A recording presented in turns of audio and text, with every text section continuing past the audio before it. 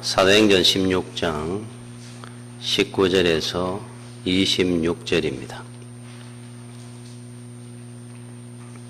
여종의 주인들은 자기 수익의 소망이 끊어진 것을 보고 바울과 실라를 붙잡아 장터로 관리들에게 끌어갔다가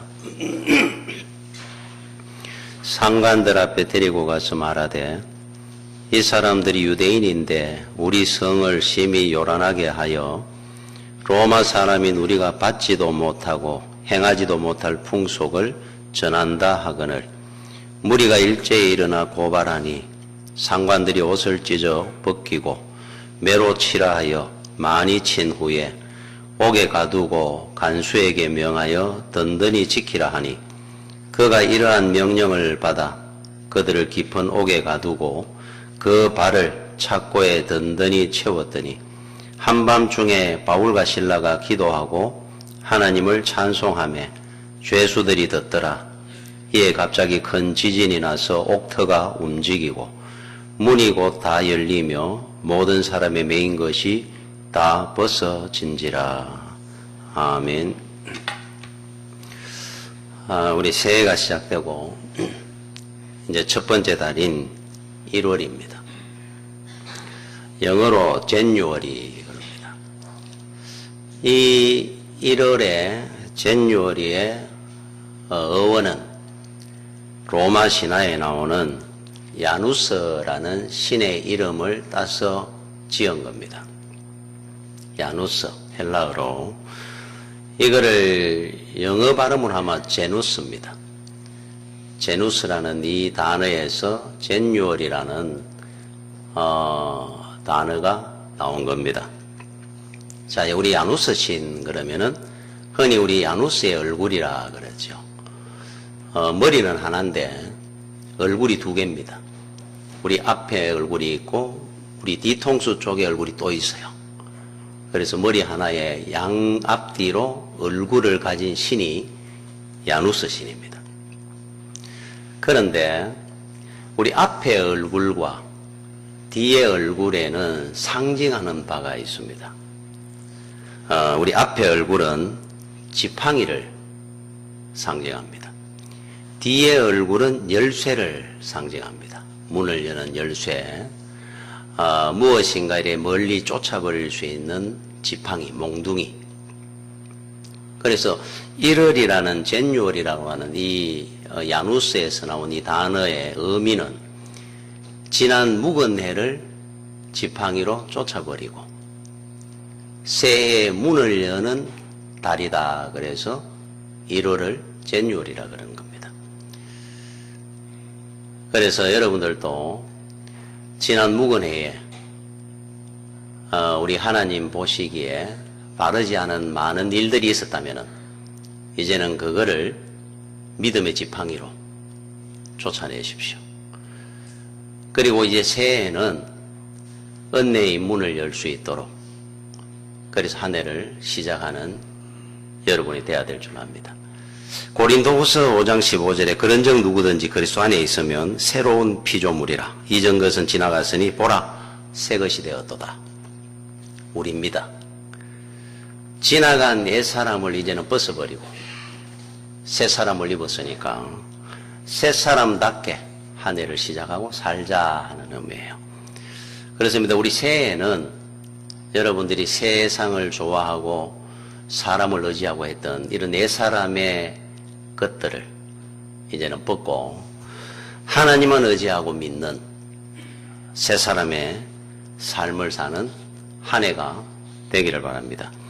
우리는 어떤 사람을 이래 볼 때 우리가 존경하는 사람 아니면은 지위가 높은 사람 또 생각이 훌륭한 사람 이런 분들을 가까이 하면은 나도 이래 성공할 수 있고 행복할 수 있고 이 땅을 잘 살 수 있다고 우리는 생각을 합니다.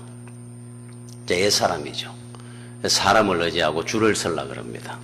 그러나 세상 사람들은 우리 모든 사람들은 사실은 우리가 보는 것처럼 내가 볼 때 존경한다 훌륭하다 하지만은 내 인생을 책임져 줄 만한 인생은 없습니다. 세상에는 착각입니다. 모든 인생은 이 땅에서 다 허물이 있고 자기 인생 살기에도 부족합니다. 그런데 우리는 사람을 의지하고 그 사람 뒤에 서면은 잘 살 것 같아요. 여러분, 그 전설의 고향이라고 옛날에 우리가 즐겨보던 TV 드라마가 있었죠. 거기 보면은 많이 나오는 주제 중에 하나가 어떤 선비가 멀리 이래 먼 길을 가는 중에 산에서 해가 지고 길을 잃습니다. 허기는 지고 쉴 데도 없고 그 당시에 뭐 짐승들도 많을 때 두려워가 허겁지겁 걷는 중에 불빛이 보이죠. 그래서 찾아 그 불빛을 따라갔더니만은 집이 나오고 집에 들어가 주인장 여기 하루 좀 묵게 해주십시오. 그러면서 찾다 보니까 아주 예쁜 여자가 나옵니다. 그래서 거기서 요기도 하고 하룻밤을 정말 행복하게 보냈는데 새벽이 되니까 잠결에 밖에서 칼 가는 소리가 들리는 거예요. 샥, 샥, 샥. 이게 뭔 소린가 해가지고 문틈으로 내다보니까 어젯밤에 같이 있었던 그 여자가 꼬리가 12개가 달린 천년 묵은 여우입니다. 말 낳고 밤새도록 낳았다가 아침에 잡아먹으려고 하는지는 몰라도 그때서 알고 뒷무도로 막 도망을 가고 그 여우는 칼을 들고 쫓아오는 이 전설의 고향입니다. 이게 여러분, 세상 사람은 여러분 이 세상의 모든 삶은 일장춘몽입니다. 세상을 의지하고 좋아해봐야 나중에 지나고 나면 다 헛거고 어떤 세상에 내가 믿을 만한 사람이다 해봐야 다 여우입니다. 다 간 빼먹는 겁니다. 그래서 하나님만 의지하라 그럽니다. 어떨 때는 우리가 생각할 때 환경에 대한 기대를 갖습니다. 예를 들어가 좋은 집에 살고 좋은 환경 속에 있으면 행복할 것이다. 만족하며 살 것이다 라고 생각을 해요. 그러나 실제로 환경이 우리를 행복하게 하지 않습니다.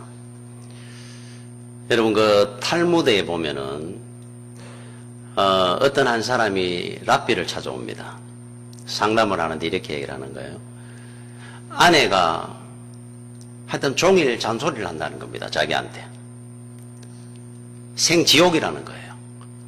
하여튼 막 무슨 일만 있으면 하루 종일 잔소리 하니까 힘들어 못 살겠다 그럽니다.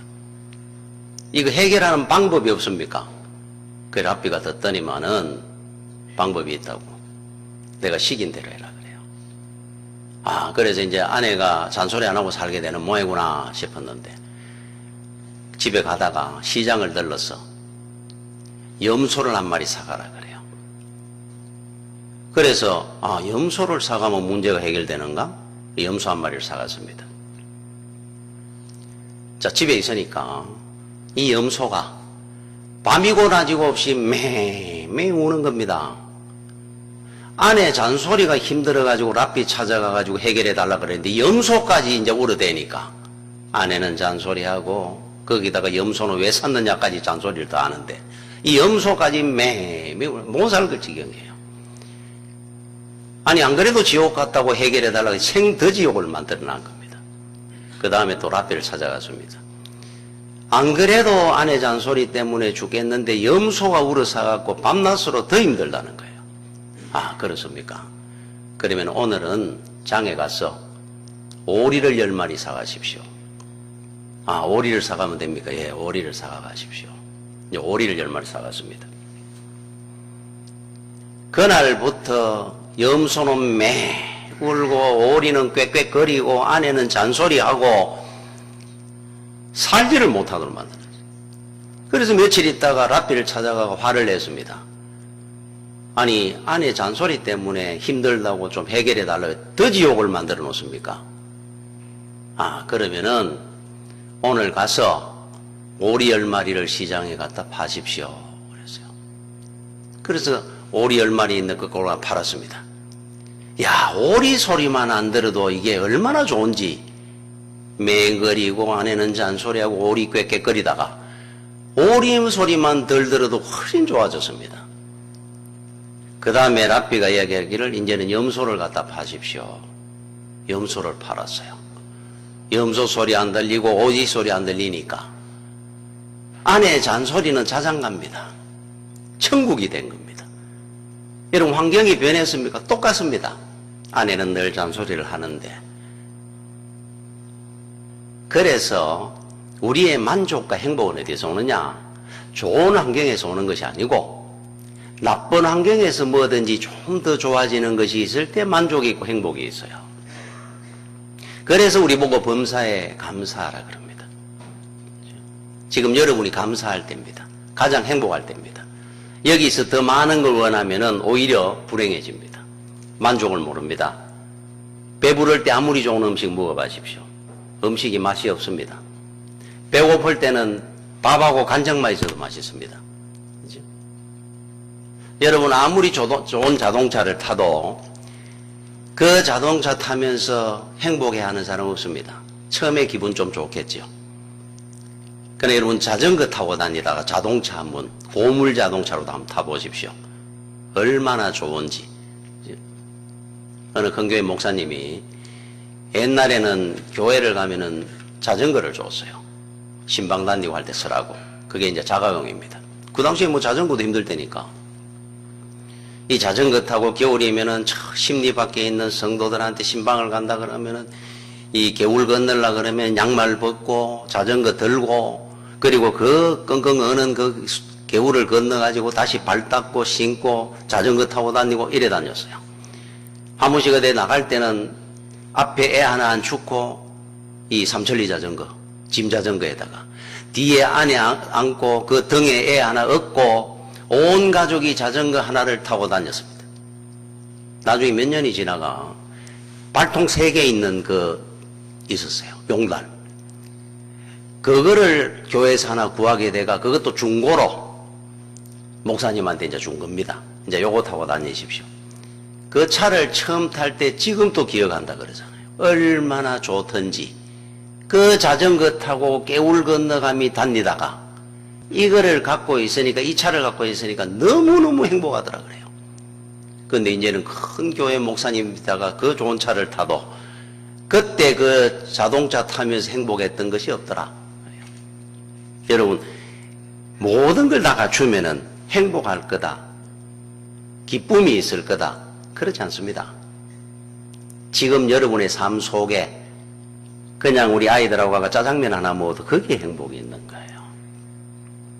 얼마 전에 그 승리라고 하는 가수가 자기 그 생일 파티를 하는데 수억을 들여가 해외에서 했다고 그 뉴스에 난 적이 있습니다. 저는 그걸 이래 볼 때마다 기억나는 생일 파티가 하나 있어요.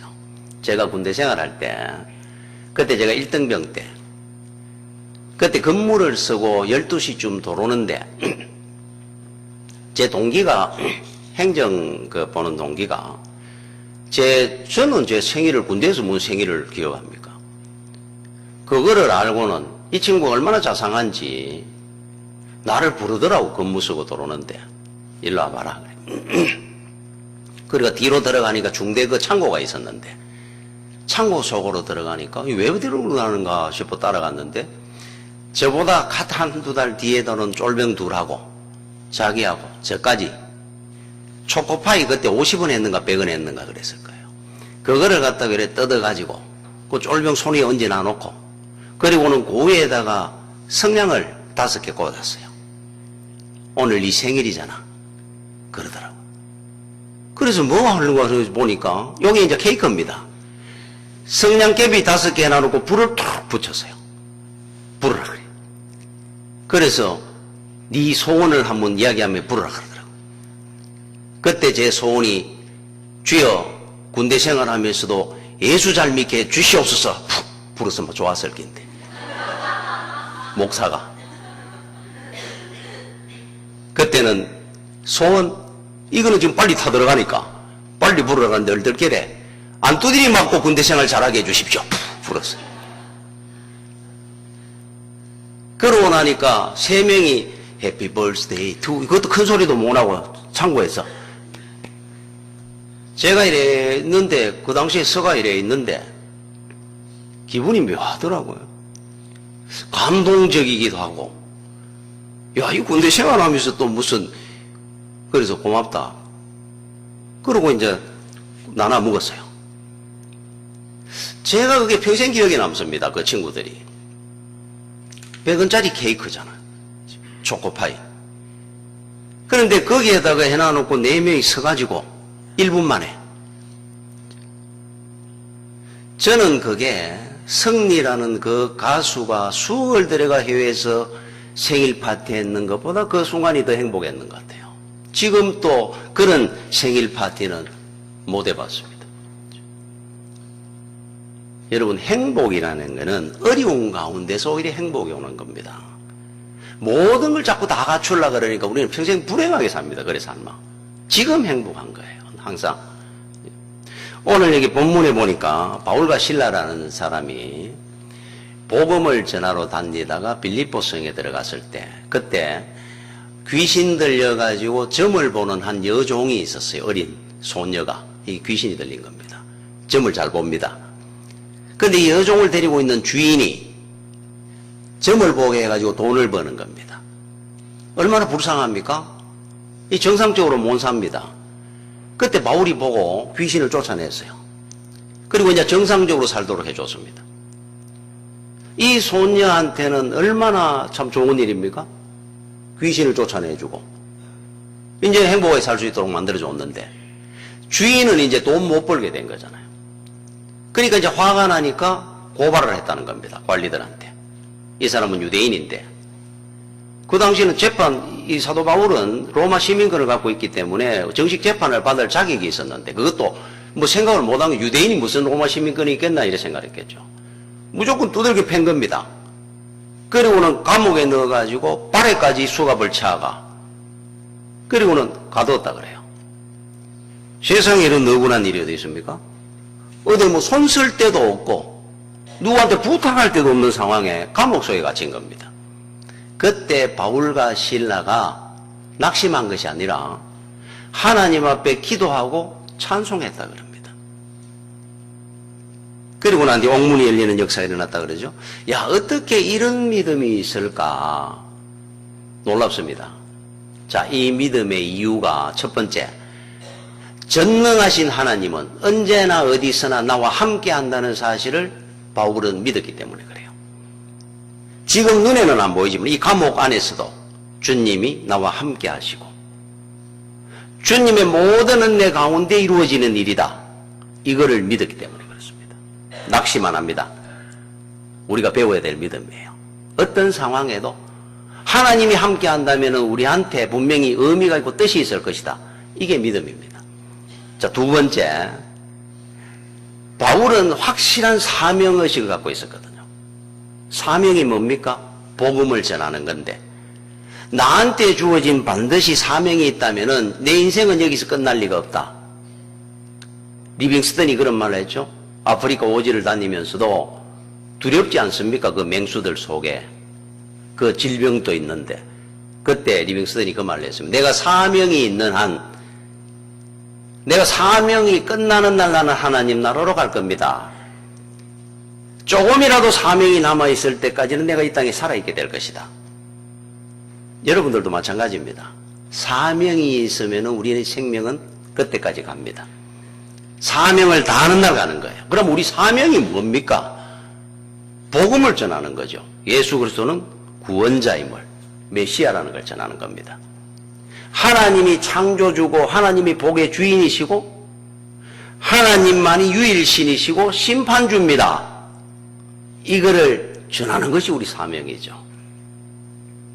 세상 사람들은 2000년 전이나 지금이나 똑같습니다. 영적으로 무지합니다. 천국 지옥을 모릅니다. 하나님이 어떤 분인가 모릅니다.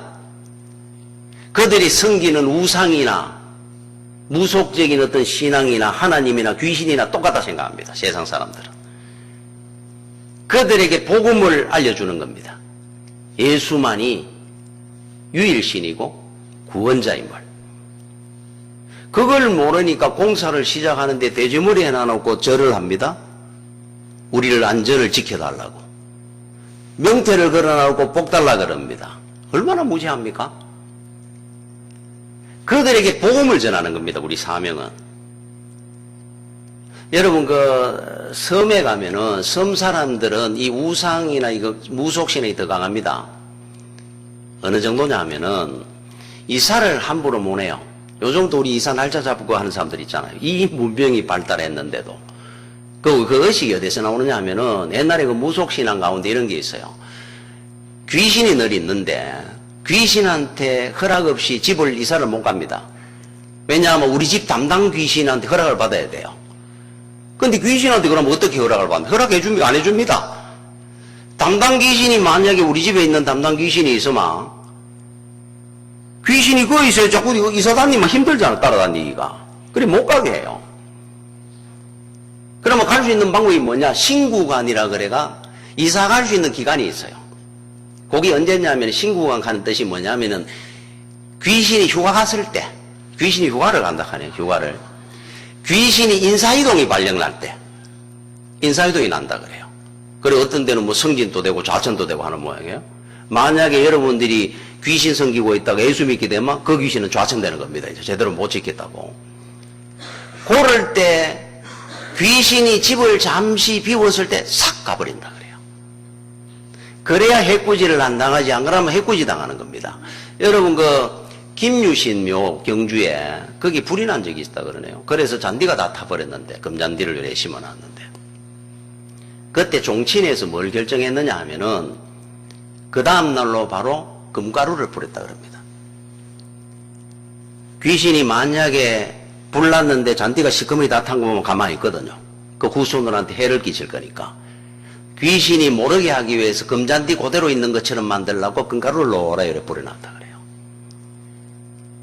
여러분 일본의 그 왕가에는 왕자를 놓으면은 귀신이 해꾸지 못하도록 공주옷을 입혀가지고 키웠다 그럽니다.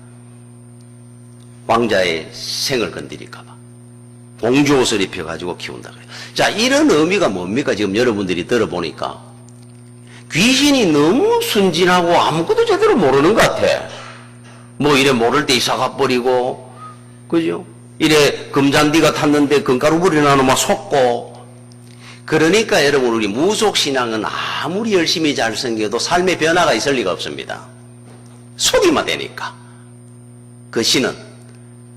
그리고 구슬에가 얼르고 달래마 복도 주니까. 이 말도 안 되는 이야기잖아요. 그들을 섬기는 겁니다. 저 사람들은. 그런데 우리 하나님은 어떤 분이냐? 여러분 시편 139편 12절에 주에게서는 흑암이 숨기지 뭐 어둠이 아니라 이 말이에요. 밤이 낮과 같이 비추시니 주에게는 흑암과 빛이 같음이니이다. 밤이나 낮이나 똑같이 대낮이란 말이에요. 하나님 눈에는. 어둠에 아무도 모른다고 해가 어떤 죄를 다 보고 계시는 것. 그것만 보시는 것이 아니고 우리 중심도 보시고. 복도 하나님이 주인입니다. 줄 자와 저줄 줄 자를 구별하시고. 하나님입니다. 하나님. 세상의 귀신과 하나님과 구별을 못하는 세상의 무지한 사람들에게 복음을 전하는 겁니다. 우리 사명은. 그 일을 우리가 하는 거예요. 아간이 여리고성이 무너졌을 때 그 폐허더미에 들어가 보니까 어느 부잣집이었던 모양이에요. 그 자리가. 금고 하나 크다는 게 발견됩니다. 이게 뭐가 들었나 열어보니까 안에 금 50세겔, 은 200세겔, 금과 은이 팍 들어있어요. 어느 고관 대작집이 무너졌는 집인 것 같아요. 그리고 신할산 외투, 좋은 털 외투가 하나 탁 있습니다. 주위에 둘러보니까 아무도 없어요. 아무도 못 봤습니다. 야, 이런 기회가 그걸 보따리에 사가 땅을 파가 묻어놨습니다. 아무도 모를 밤에 와가 찾아가려고. 누가 봤습니까? 아무도 못 봤는데 하나님은 불꽃 같은 눈으로 보고 계시는 겁니다. 범인을 잡아내가 아골골짜기에 돌에 맞아 죽습니다. 하나님은 우리가 얼르고 달래는 분이 아니고 속일 수 없는 하나님입니다. 심판주고 감찰하시는 하나님. 자, 이 하나님 앞에 우리가 그래서 믿음 생활 여러분이 잘하고 성령 충만하다 하는 뜻이 뭐냐? 이 하나님을 믿고 사는 겁니다. 그럼 우리 삶이 변화될 수밖에 없겠죠. 언제 어디서나 보고 계시고 함께 하시고 복의 주인이 되시고 심판주가 되시니까 그 하나님의 믿음을 갖고 평소 살아보십시오. 삶이 변화되지 않을 수가 있는지. 자, 이게 우리 성도입니다. 이거를 전하는 겁니다. 이 복을 전하는 거예요. 그런데 이제 문제는 오늘 여기 본문에 나오는 말씀처럼 사명을 감당하고 하나님 뜻대로 사는데 고난이 온다는 겁니다. 우리는 좋은 일하고 기쁜 일하고 생명을 살리는 일을 하고 하나님을 전하면은 이 땅의 모든 하는 일들이 다 형통하고 복이 와야 될 건데 왜 고난이 오느냐는 거예요. 그런데 여러분이 하나 알아야 될 것은 세상은 저항합니다. 여러분들이 하나님의 뜻 가운데 사명을 가지고 살면은 세상이 가만히 있습니다. 우리가 제일 먼저 체험하는 게 이 인생 가는 길에 떨어지는 체험을 합니다. 처음 믿음의 길 가마. 우리를 세상 바닥으로 떨어진 일이 생깁니다. 그게 요셉이고 모세고 왕자로 있다가 처가 살해하며 그 목동의 일을 하도록 떨어집니다. 그러나 때가 되마 잠깐 떨어지는 겁니다. 잠깐 어둡습니다. 올려 세워가지고 애굽의 총리가 되게 해주시고 이스라엘의 위대한 해방의 지도자가 되게 하시고 다윗이 왕이 되게 해주시고 잠시 떨어지는 거예요. 그래서 여러분 믿음의 길 가고 사명의 길 가다 어려움이 오거든 낙심하지 말고 잠깐 떨어지고 잠깐 어두운 시대니까 이겨내는 겁니다. 그래서 여러분들도 지금 돌아볼 때 혹 내 사업이 내려가고 내 건강이 내려가고 우리 가정의 자녀들의 문제가 자꾸 내려가고 그런 일이 있거든 낙심하는 거 아닙니다. 기도하고 찬송하면서 올라가는 계기로 만들어야 돼요. 우리는 잠깐 내려갔다 올라가는 겁니다. 우리는 올라갈 때 세상 사람들이 어떻게 하지 못할 정도로 높이 하나님이 올려 세웁니다. 내가 어느 정도까지 떨어져도 절대로 낙심하지 않고 찬송과 기도로 여러분의 믿음을 확인 한번 시켜보십시오. 더 많이 높여줍니다. 여러분 자전거를 타고 가다가 하이킹을 가면 내리막도 있고 오르막도 있습니다. 그런데 내리막을 내려가기 전에 저 오르막이 보이잖아요, 앞에. 그럴 때 내리막을 지나가면서 목표는 저 한참 더 가야 되는데 내리막도 지나고 오르막도 넘어가야 됩니다, 결국은. 여기서 끝이 아니고 우리 인생은 늘 가는 겁니다. 그런데 눈앞에 오르막을 보는 사람은 내려갈 때 브레이크 잡아가면서 경치 구경해가면서 안 갑니다. 목표가 그 다음에 가야 되니까. 그래 가고 나면 뭐가 힘듭니까? 올라가기가 생땀이 날 때가 옵니다. 왜냐하면 저쪽에 내려왔으니까. 처음부터 완전히 생힘을 다하고 올라가야 되잖아요, 이제. 그런 사람이 어디 있어요? 멀리 하이킹 가는데. 자, 내리막을 올라갈 때 오르막을 봅니다. 볼 때 대부분 다 힘을 내가 막 페달을 밟습니다. 힘을 받쳐가 확 내려가야 그 가속도를 붙여가 슉 올라갈 수 있으니까. 어지간한 높이는. 그러니까 오르막을 보는 사람은 여기서부터 슬슬 안 내려갑니다. 힘을 받쳐가 막 더 세게 달립니다. 그리고 슉 넘어가요. 자, 우리 인생도 마찬가지입니다. 왜 낙심하는 줄 압니까? 내리막이 올 때 내리막만 보는 겁니다. 다음에 오르막도 있고 그 가는 데는 한참 더 가야 되는데 내리막 내려가면서 오면 그다음부터 브레이크 잡는 겁니다. 내 인생 끝났다 그래요. 뭐 그만 갈 겁니까? 그리고는 나중에 이제 오르막이 올라올 때 못 올라갑니다. 자기가 올라갈 수 있는 기회가 되는데 성공할 수 있는 기회가 오는데 그때 뭐 주저앉아 버렸으니까. 자, 우리는 내려갈 때 올라가는 걸 봅니다. 벌써 우리는 끝이 아니니까. 이미 우리는 내려가고 있지만은 올라갈 날을 생각하고 살잖아요. 성도는. 그러니까 내려갈 때 더 세게 페달을 밟습니다. 무엇을 페달을 밟는 게 뭔 줄 압니까? 기도와 찬송입니다. 여러분들이 내려갈 때 낙심하는 것이 아니고 더 열심히 기도하고 더 찬송하고 감사하고 한번 살아보십시오. 그 힘으로 하나님께서 올려 세울 때 슉 따라 올라가는 겁니다. 그래서 올라간 분들입니다. 요셉이고 다윗이고 그분들이 올라섰는가 한번 보십시오. 쫙 올라가는 거. 아무도 못 잡습니다. 얼마나 빨리 쫙 지나가는지. 우리는 내려가는 것 끝이 아닙니다. 올라가는 것이 바로 눈앞에 보입니다. 여러분, 그 김선도 목사님, 지금은 은퇴하셨죠? 그 광림교회. 아마 세계 제일 큰 감리교회일 겁니다. 감리교회 이제 김선도 목사님, 그 어머니가 이숙녀 전도사님이라고 대단한 믿음의 사람입니다. 거인입니다. 그 사남 삼녀를 두었는데, 자녀를. 우리가 잘 아는 것처럼 그 사형제가 세계 감리교 1위 교회, 대형 교회로 첫 번째, 두 번째 다 간 그 형제들이 다 합니다. 자, 광림교회 김선도 목사님, 그 다음에 금남교회 김홍도 목사님 둘째 아들, 셋째, 임마누엘 교회 서울에 있습니다. 잠실 쪽에.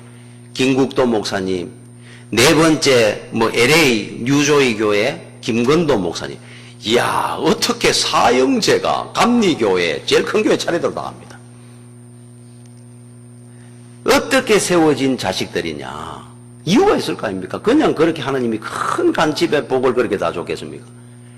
그 어머니 믿음이 얼마나 대단했냐면은, 어릴 때 김선도 목사님이 고열로 한번 죽느냐 사느냐 한 적이 있다 그래요. 그러니까 그 촌에, 산골에 병원도 없을 때, 이제 죽는구나. 아들 왜 합니까? 그래 놓으면 가마떼기 덮어가 버렸다 한 거랍니까, 옛날에는. 그런데 이제 죽는 데 산다 그러니까 이 아들 살리고 지금 구슬하라 하는 거예요.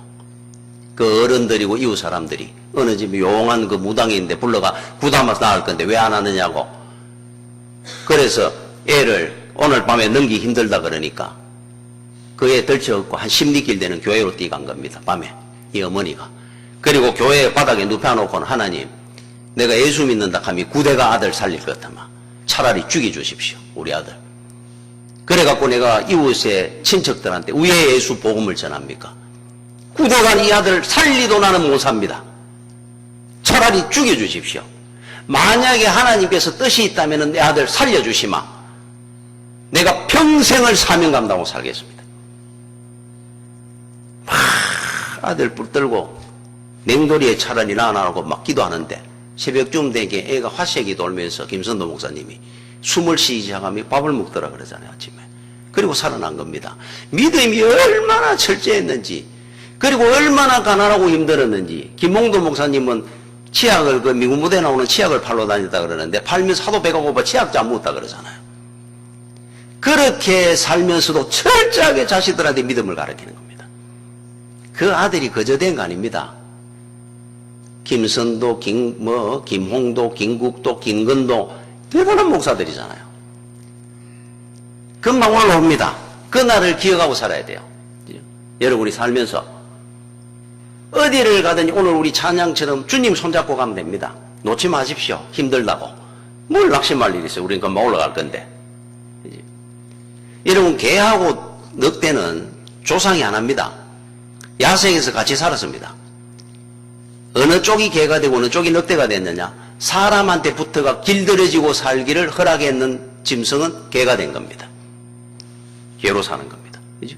주는데 밥 먹고 사냥한테 같이 뛰다니고 도와주고 길들여가 사는 겁니다. 사람한테 붙어가. 늑대는 끝까지 저항을 하는 겁니다. 사람과 적이 되도록 살았어요. 야생에서 내 힘으로 살겠단 말이에요. 자, 결과가 어떻게 됐느냐? 전 세계 개는 지금 5억 마리가 넘습니다. 늑대는 멸종위 개나 있습니다. 30만 마리 정도 된다 그래요. 이게 개하고 늑대의 운명입니다.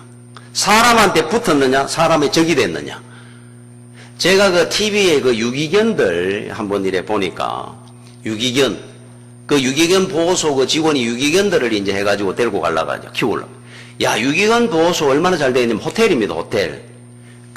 자기들 새끼하고 같이 들어오면 방을 따로따로 가족들 줘요. 그러고는 다 먹여주지요.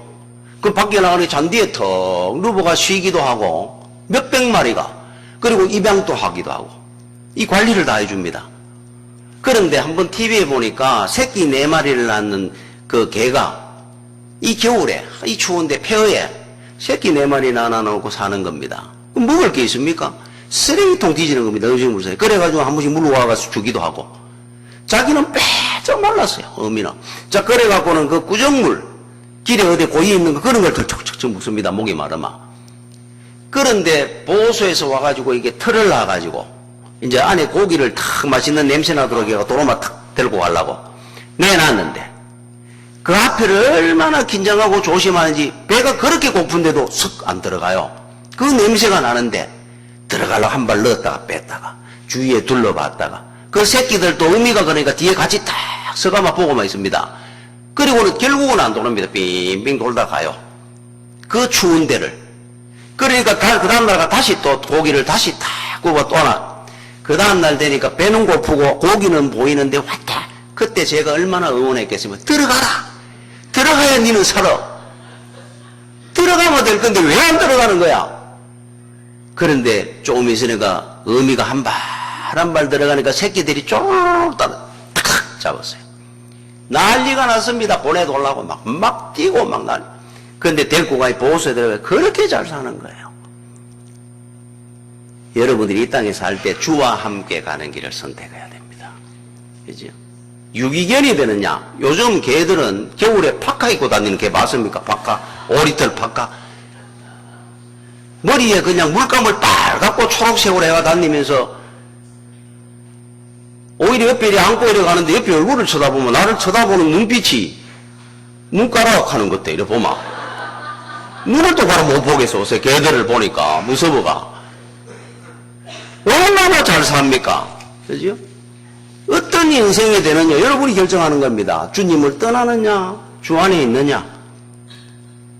오늘 여기 말씀에 한번 보십시오. 26절에 이에 갑자기 큰 지진이 나서 옥터가 움직이고 문이 곧다 열리며 모든 사람의 매인 것이 다 벗어진지라. 기적을 바라고 기도하고 찬송을 안 했었는데도 기도하고 찬송하니까 기적의 옥문이 열리는 기적이 일어난 거예요. 여러분들이 문제가 해결되는 기적이 일어납니다. 그죠? 여러분이 인생살 때 감옥 같은 어려운 문제가 있어도 낙심하지 마십시오. 앞뒤가 깜깜해도 그죠? 기도하고 찬송해 보십시오. 그 문제가 오늘 옥문 열리듯처럼 해결될 겁니다. 왜 포기하고 왜 낙심을 합니까 우리가? 주 안에 있는데. 여러분 이야기 안 하고 마치겠습니다. 여러분 어떤 분은 이런 말을 합니다. 되게 어려우면은 기도도 안 되더라 그래요. 찬송이 나옵니까? 되게 힘드는데 이렇게 얘기하는 분이 있습니다. 여러분이 얼마나 어렵고 얼마나 힘든 일을 겪은지 모르겠는데 기도 찬송이 안 될 정도면 얼마나 엄청난 일을 겪은지는 모르겠어요. 여러분 1800년대 중기에 그러니까 19세기에 그때 미국의 스패포드라고 하는 변호사가 있었어요. 시카고에. 그러니까 이 사람은 아주 이제 대형 막 로펌처럼 이름난 유명한 변호사입니다. 스패포드라고. 그런데 이제 딸이 넷입니다. 그 당시에 40대 중반의 아내와 아주 행복하게 살아요. 잘 살고 신앙도 아주 독실한 분입니다. 근데 이 가정에 어떤 일이 생겼느냐 하면은 이분이 아내가 몸이 좀 약하고 그런 상황에 유럽에 우리 가서 여행도 할 겸 또 그래서 그가 프랑스나 이런 데 가서 좋은 별장 하나 빌려가지고 몇 달간 좀 쉬다 오자. 당신도 몸도 좀 약하고 하니까 나도 일하면 좀 쉬고 싶다.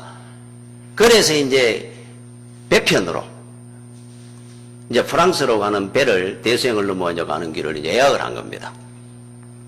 그런데 이제 가는 날이 딱 됐을 때 문제가 사건이 하나 생겨가지고 일을 해야 돼요. 변호사 업무 때문에 할 수 없어가 아내하고 내 딸을 먼저 보냅니다. 내가 요 일 마친 대로 바로 갈게. 그래서 아내와 내 딸만 넷인데 그 어린 딸들이죠. 아내가 이제 40대 중반쯤 됐고 가는데 타이타닉 호처럼 그때는 그랬는 모양이에요. 선박 충돌 사고가 나가지고 배가 침몰하는 바람에 내 딸은 죽고 아내만 극적으로 구조돼서 합니다. 그리고 6개월 뒤에 자기 모든 전 재산을 관리하도록 넣어놓은 은행이 파산하는 바람에 완전히 인생이 파산돼 버린 사람입니다. 재산 다 날라가 버리고 내 딸 생떼기로 내 딸이 한순간에 다 죽은 겁니다. 여러분 살겠습니까? 진짜 기도가 안 나오고 찬송이 안 나온다 하는 거는 이 정도 되면 정말 이해갑니다. 야, 무슨 기도가 되겠습니까? 원망밖에 안 되지. 어떻게 살아요, 그래가? 애 내 다 죽어버리고. 아내는 또 어떻게 살 겁니까? 혼자 살아나와가. 그런데 얼마나 이게 신앙인입니다. 어느 날 밤에 매일 하듯이 아내 손을 붙들고 하나님 앞에 기도를 하는 겁니다. 하나님, 내 아내가 그리고 나를 강건케 해주셔서 이 고난으로부터 이기게 해주십시오. 기도하는 중에 빛이 쫙 비치는 걸 느낍니다. 그리고 마음에 따뜻한 평안을, 주님의 품 같은 따뜻함을 느꼈어요, 이분이. 그러면서 그날 밤에 찬송시를 하나 씁니다. 하나님 앞에 감사하는 마음으로. 여러분 413장인데 이런 시입니다. 내 평생에 가는 길 순탄하여. 이 딸내 따 죽고 집안 파산했는 사람이 있었는 겁니다. 이게 늘 잔잔한 강 같던지 큰 풍파로 무섭고 어렵던지 나의 영혼은 널 편하다. 여러분 느껴집니까? 그 사람이 있었다는 게. 내 영혼 평안해. 내 영혼 평안해. 다 망하고 딸러이 다 죽고 그렇게 했는 사람이 스페포드 변호사가 썼는 찬송시입니다. 이게 여러분들이 힘들어서 기도가 안 됩니까? 지금 나는 찬송할 힘이 없습니다 하는 게 어떤 문제입니까? 이분은 찬송을 오히려 써가지고 하나님 앞에 드린 분이에요. 참 이런 믿음을 보면 부끄럽습니다. 정말. 그렇지? 자, 여러분들이 평생에 우리 하나님 앞에 감사하고 찬송하고 힘든 일이 있습니까? 기도하고 이겨내십시오. 곧 올라가는 일이 은혜가 주어질 줄로 믿습니다. 기도하겠습니다. 아버지 은혜를 감사를 드립니다. 올 한 해도 믿음으로 승리하는 귀하고 복된 한 해가 되도록 인도하여 주시옵소서. 예수님 이름으로 기도드립니다. 아멘.